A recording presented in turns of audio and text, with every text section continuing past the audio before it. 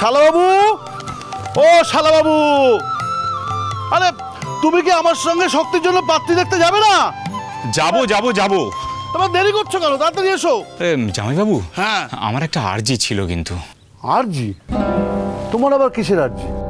বলছিলাম, যাওয়ার পথে তো আটলা গ্রাম পড়ে, তো ওখানে একবার গেলে হতো না? আটলা?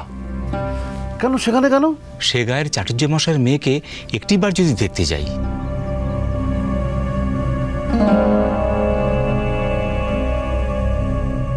কেন, মানে ওই মেয়ে আবার কোথা থেকে এলো?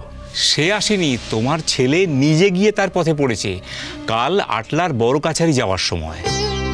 হ্যাঁ রে দাদা, তোর বুঝি তাকে খুব পছন্দ হয়েছে? সে বুঝি খুব সুন্দরী? হ্যাঁ রে ভাগ্নি, সুন্দরী তো বটেই, নামটাও তার সুন্দরী।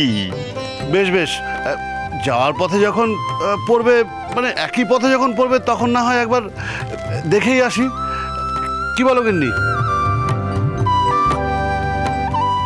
দোষের তো কিছু নেই। আর তাছাড়া ছেলের যখন পছন্দ, তখন না হয় একবার দেখেই আসি। হ্যাঁ গো, তাহলে তাই করো। কার বিয়ে কোথায় লেখা আছে সে তো আর বলা যায় না। তোমরা এখন দুগ্গা দুগ্গা করে রওনা দাও দেখিনি। হ্যাঁ, দুগ্গা দুগ্গা দুগ্গা দুগ্গা। শালাবাবু, এসো। মামা, তুমি তো বাবা মাকে আসল কথাটাই বললে না, যে ওই মেয়ে বিধবা।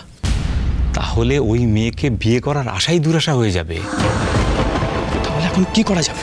দেখা যাক না, আগে তো মেয়ে দেখাই। তাহলে আসি ভাগ্নে।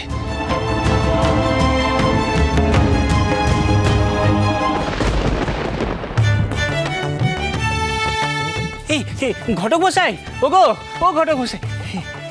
কি কি ব্যাপার বাবা, তুই আবার আমাকে টাকাটাকি করছিস কেন? ঘটক মশাই, আমার বেধবা ছোট বোনটার জন্য একটা সুপাত্র দেখে দাও না গো। হ্যাঁ,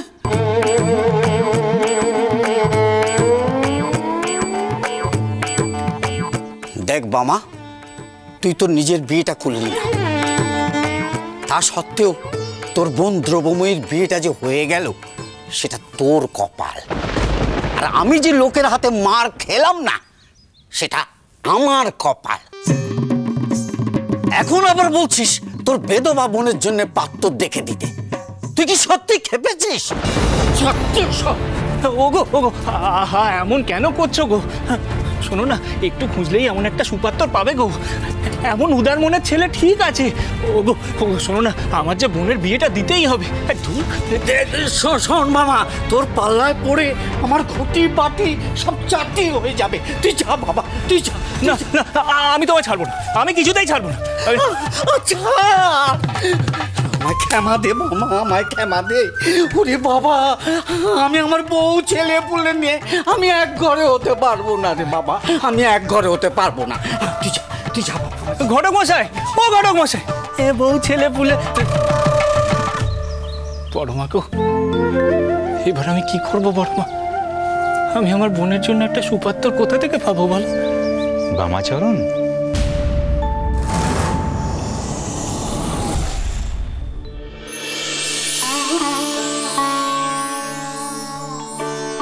এ কি, আপনি আবার এ গায়ে ওই বড় কাছারিতে এসেছেন বুঝি? না হ্যাঁ, আজ একটি বিশেষ কাজে এসেছি। ও কাজ, কি কাজ? সব বলবো সব বলবো। শোনো বামাচরণ, ইনি হলেন আমার জামাই দাদা। ও পেন না, আমি বামা। আমি গুরুপদ মুখার্জি। আমার ছেলে শক্তিপদ, শুনলাম তার সঙ্গে নাকি তোমার কাল আলাপ হয়েছে। হ্যাঁ, এই শক্তির কথা অনুযায়ী আমি আজ এখানে এসেছি ও তোমার বোন সুন্দরী, তার সাথে আমার ছেলের বিয়ের কথাবার্তা বলতে।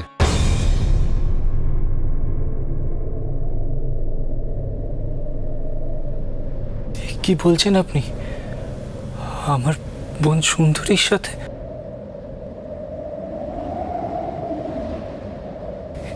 এ কি সত্যি? হ্যাঁ সত্যি।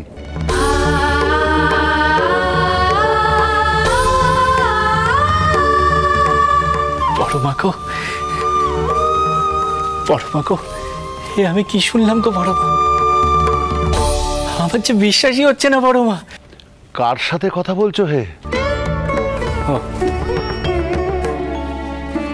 আমি আমার বড় মার সাথে কথা বলছিলাম গো, ওই যে তারাপীঠের যিনি মা তারা, তাকেই আমি বড় মা বলে ডাকি গো।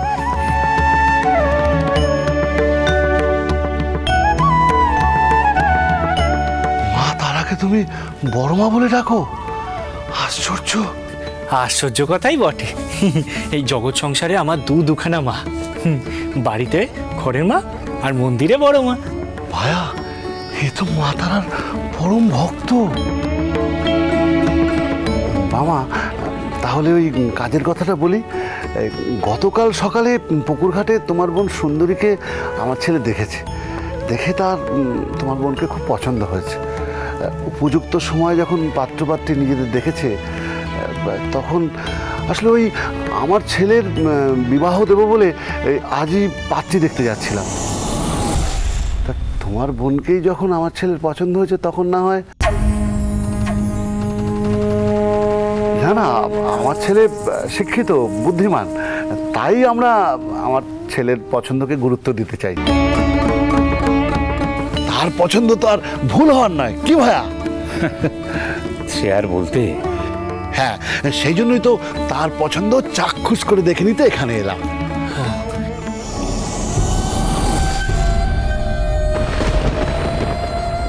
বলছি যে এখন আমরা তোমার বাড়িতে যেতে চাই, কোনো আপত্তি নেই তো? না না, আমার বাড়িতে তোমরা যাবে, এতে আর আপত্তি কি আছে? চলো চলো, আমার বাবা মা তোমাদেরকে দেখলে খুশি হবে গো। চলো চলো চলো চলো চলো। মামা, বলছিলাম যে তোমার বোনকে যদি আমার পছন্দ হয়ে যায়, তাহলে আশীর্বাদ করে বাড়ি ফিরবো। বাবা বাবা বাবা, খুব ভালো খুব ভালো। বড় মা গো, বড় মা তুমি আছো গো, বড় মা তুমি আছো। বলছি তাহলে আর শুভ কাজে দেরি করা কেন? চলো চলো চলো চলো চলো চলো। ভাইয়া, তুমি আবার দাঁড়িয়ে রইলে কেন? চলো চলো চলো। এসো এসো এসো এসো।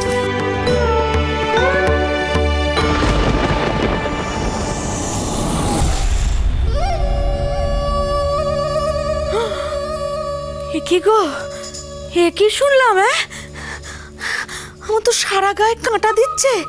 ভেবেছিলাম বাবা আরাম খ্যাপা যা পাচ্ছে বলছে বেদবা বোনের বিয়ের কথা, কিন্তু এরা তো বেদবা মেয়ের বিয়ে দেওয়ার জন্য একেবারে উঠে পড়ে লেগেছে। না না না না না না না না, এ তো খুব বিপদের কথা। এরকম এই চলো চলো গিয়ে দেখি, চলো শিগগিরই।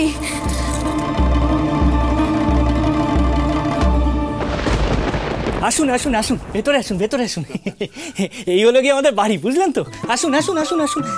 বাবা গো, ও মা, মা, ও বাবা, ও মা। কি হলোটা কি এমন চিৎকার করে? এই ইনি হলেন আমার মা আর ইনি আমার বাবা। নমস্কার। আমি হচ্ছি গুরুপদ মুখুজ্জে, আর আমার শ্যালক সন্দীনাথ গঙ্গোপাধ্যায়। হ্যাঁ, বসুন আগে, তারপর সব। হ্যাঁ হ্যাঁ, আসুন আসুন, বসুন বসুন, আসুন আসুন। রাম, একটু জল দে এনাদের। বসুন বসুন।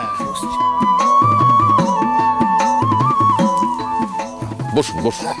দিদি, ইনি কালকের লোকটা না? তাই তো দেখছি, সঙ্গে তো আবার আরো একজন এসেছেন, কিন্তু এনারা এখানে কি করছেন?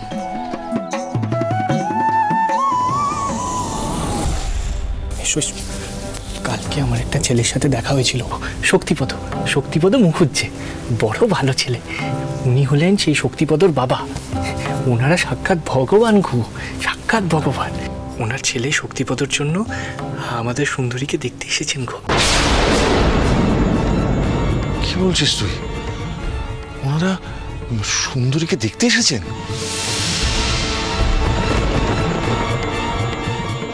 হ্যাঁ গো বাবা, সব জেনে শুনে সেই কানাচি গ্রাম থেকে দেখতে এসেছেন গো। কিন্তু তা কি করে হয়? মানে বলছিলাম যে আমার মেয়ে সুন্দরীর সঙ্গে আপনার ছেলের। না না, আমার ছেলে শক্তিপদকে আমরা ছোটবেলা থেকে খুব স্বাধীনভাবে বড় করে তুলেছি। তাছাড়া ও সংস্কারমুক্ত, উদার মনের মানুষ। সমাজে কোনো কিছু অন্যায় দেখলে ও প্রতিবাদে মুখর হয়ে ওঠে। আমার ছেলে বলে বলছি না, আমার শক্তিপদের মতো ছেলে পাওয়া কিন্তু ভাগ্যের ব্যাপার। মহাবীর